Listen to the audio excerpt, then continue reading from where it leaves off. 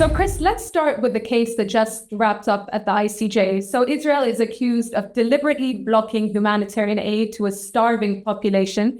And the US has argued that they have no legal obligation to allow that aid in. You've worked inside the system. What does this ruling and the US position reveal about international law in the face of genocide? Well, first of all, the US position is palpable nonsense.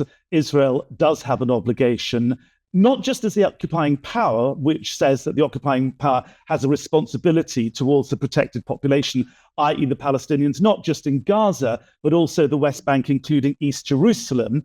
But what we're seeing now is a much more joined up approach. So the ICJ is saying that Israel is committing a plausible genocide, arguably, that the rights of Palestinians, because of genocidal behavior, arguably, plausibly, are being denied, are being violated. So the ICJ is effectively saying what the ICC is saying too, which is that Israel is accused of using food as a weapon of war.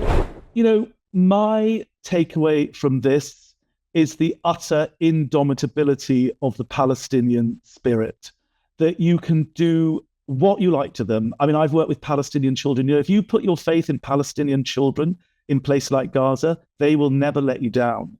And I feel the more and more I see this stuff, the sort of humanity within is what I think continually shines out from Gaza. That's one of the profound ironies, that in the face of the utter barbaric, genocidal inhumanity of this colonial Zionist project, we see from many Palestinians, particularly the women, the children, the aid workers, an extraordinary humanity shining back.